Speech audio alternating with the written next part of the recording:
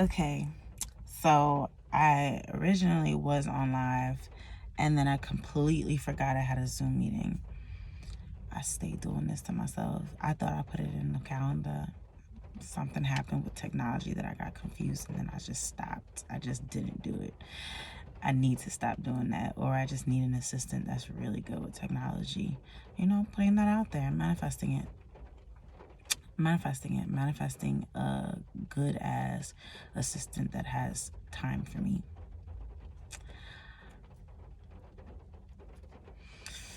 Now, with that being said, hi guys.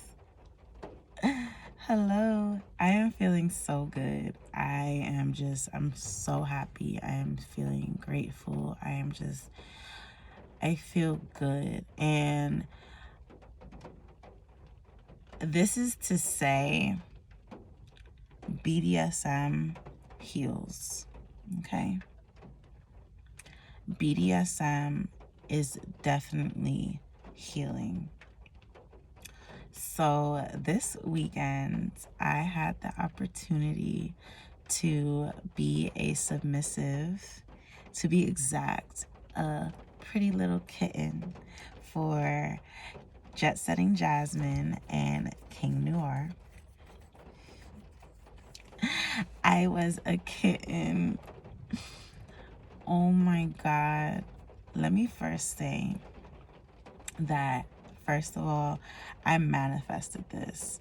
Not only did I manifest being a kitten, but I manifested being at the event that we were at, which was Sexual Essentials art exhibit. Art exhibits. It was a sex bit. I'm getting tongue twisted, Lord. It was a sex exhibit where sex was the art. They had women squirting, they had all types of stuff there, including a show by Jet Setting Jasmine and King Noire. And let me tell you guys something. I did not get my tickets. I was going to get it, then I waited till last minute to get it, and then I was like, fuck. I wanted to perform, but, you know, they didn't need me at that moment. But it's because the performance that I was part of, I was needed in. So I didn't get my tickets. I didn't get it last minute, but I was like, you know what? If I'm supposed to be there, I'll be there. I am just minding my business on a Saturday, and then I get a phone call. And it was Just Setting Jasmine. Well, a text message. And I'm like, well, yes, of course. What do you need me to do? You need me to get a COVID test right now? I'll make it happen. Let me tell you something about me. I show up. Okay? I make shit happen. I'm going to always make shit happen, especially if it's something that I want to do. I'm going to always make shit happen. A while back, maybe like a year and some change ago, I don't even know, I had DM'd Jasmine. I said, listen, and this was well before we were, she was my therapist, which, full disclosure, she and I had a performer relationship before we had a therapy relationship, and that is exactly why I went to her, because she knew me as a performer first, and she understands the world of being a kink and erotica performer. So I just really want to put that out there, that there was nothing inappropriate about this relationship. It was nothing but appropriate. I had hit her up before she was my therapist, saying that I would love to be a kitten for you. And King, man, listen, I put it out there, and then fast forward to Saturday. I have never felt so comfortable in my life. Every time I am amongst doms, I am my most comfortable. And people who do not know this life would not expect that. Doms are the most caring, nurturing, least narcissistic people you will ever meet. I'm telling you this right now, because people think that, oh, you just want to beat people on the ass. No. They care. They care about your mental health first. They care about you and who you are first. And we went over boundaries first, all types of boundaries, you know, our relationship first. We went over, you know, what is it that I like, what are hard no's. First things first, she said, what are hard no's for you? What don't you like? I said, I don't like spit. Don't saliva. Don't spit on me. Don't spit in my mouth. Don't spit. Like, I don't want the actual spit. Don't hit me in my face.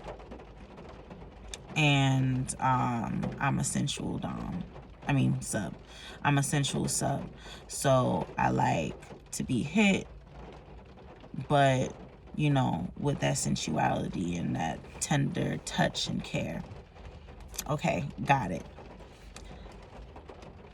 Then we went over, you know, she asked me, you know, what is okay? You know, what pressure is okay?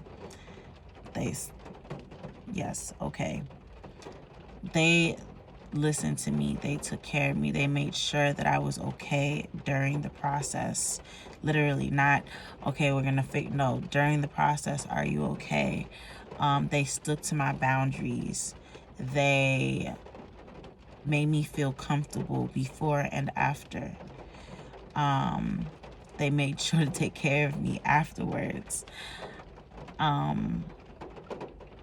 It was professional. It was so professional. And it didn't feel like they owned me. You know, I was still able to make decisions for myself. Safe words. What are our safe words or our safe movements? I didn't personally have to use any of the safe words or safe movements because they stuck to the boundaries of, especially when they were testing the different tools on me. They knew what was the point that I couldn't take it anymore. They don't even get to the point where I can't take it anymore, where I have to, you know, put up the safe word or the safe movements in our case. It was, especially, I was, you know, going through some things where I really wanted a dom. Like, I want a dom. I do. Personally, in the bedroom, when I'm intimate with somebody, I want a dom. And I'm not able to get that because, first of all, I want to be intimate with somebody, with the right somebody. And right now, I am not intimate with anybody. So initially, I would like to, you know, have that conversation with somebody to let them know, like, this is what I like. You know, I may do it on a stage, but I also like it in the bedroom. Who I choose to do it with on stage is, you know, completely different from who I would do it with. You know, I honestly, all across the board, I pick and choose who I want to be. That for me is intimate. That's a very intimate moment for me, being a submissive, because I do come off as big cat, big pussy energy. I want to be house cat sometimes. You know, that's sometimes I need that. I really need that. I that is what I need in my life. And the fact that I got it, the fact that I was able to play you know, I was able to play. I really was able to play. It was amazing. And let's talk about during the actual show, because that's what it was. We put on a show. I was in the whole time a meditative state. I was meditating. I felt great.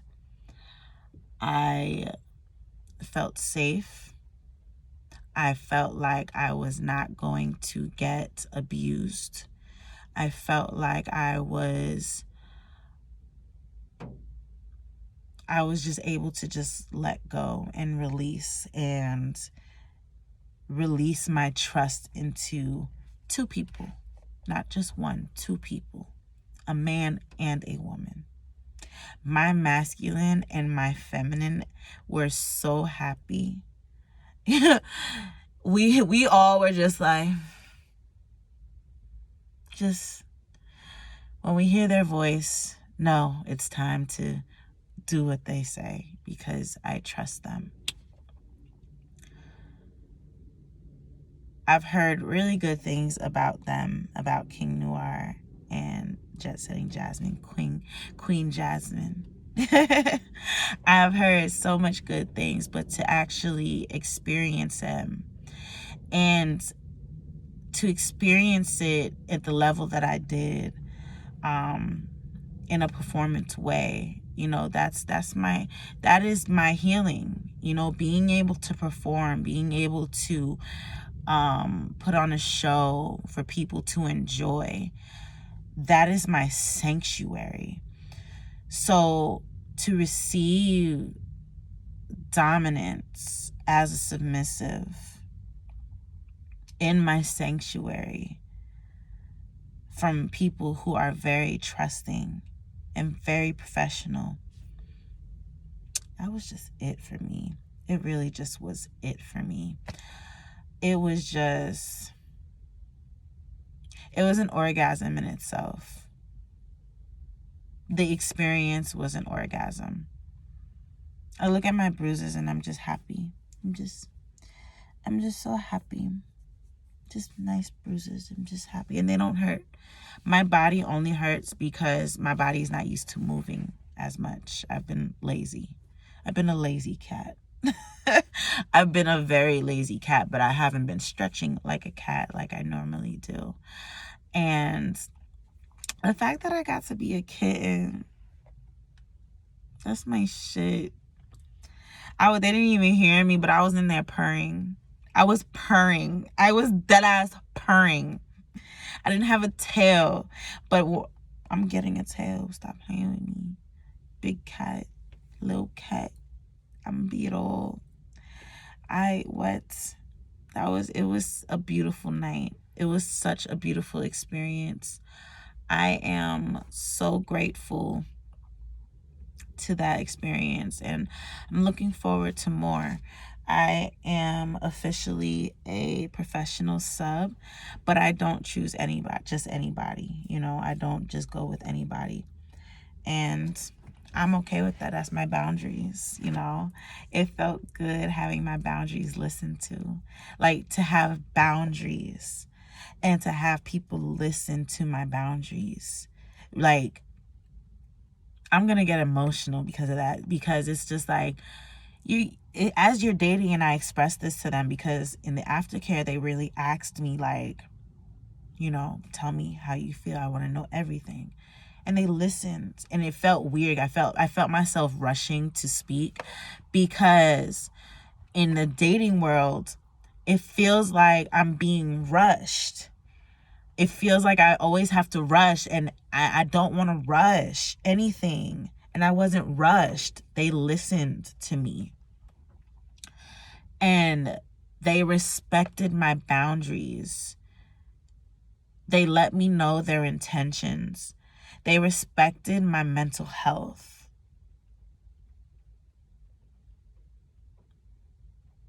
That's beautiful. BDSM is so healing. It's so healing. I'm trying not to get emotional, you know, because I'm just like an emotional motherfucker. I don't know. I think it's the Aries moon. It makes me sick. I hate it. As an Aquarius, I always fight with my Aries. As an Aquarius, I'm always fighting with my Aries moon. Because Aries, we don't want to fucking show emotion. Like, what's wrong with you? But here goes my Aries, like, you want to cry because we're happy? You want to cry because we're sad? Like, let's do it. You know, I'm with the shits. Hey, what's up? But, but no, it's,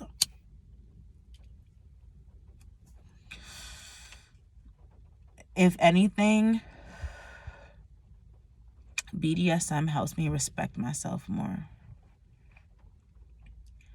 Because, and even like I said in the beginning, there was nothing, I could detect narcissism.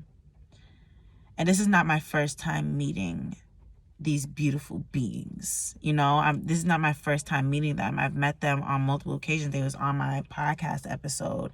You know, my first time meeting them really was busting it open in a split for them. You know, like, that's my first time really meeting them. They was like, who's this? You know? And then I met them at my podcast episode for Blunt the Podcast. That was beautiful. You know, it felt like, you know, I was around family. So it's not my first time. I met them again at Kinked Up. It's not my first time being in encounter with, like, being in the same space as them and having this relationship where we have BDSM time, where we play, you know, where I allow them to whip me. It's not my first time. And every single time there's zero feeling of entitlement or narcissism or any of that bullshit that you would think that, you know, a vanilla person would think comes with BDSM. I've been in the room with a lot of doms, healthy and toxic. And I'm gonna tell you right now, this right here, every time I meet them, is nothing toxic about their energy. Nothing. And I can say that as a professional sub. Okay? I can say that. Finding community in this industry as a performer or as somebody who's receiving within this industry. I'm somebody who is both. I give and I receive, you know? And finding community is so important. Finding community is so important. Being part of a tribe in anything that you do is so important. It's safe. It's safe. Yeah, you know, I've been rambling for about 18 minutes. I don't even know how I'm about to cut this up. I'm not going to cut it up. I don't know. I got to like do it half and half for Instagram. Or maybe what I would do is, see, I don't like when people just run up on me like that. They don't know where I'm from. Like, why you got to do that for? You come from all the way over there. Just walk in the street. Just walk in the street. Don't run up behind me, sir. Anyway, I don't know how I'm gonna cut this shit up, but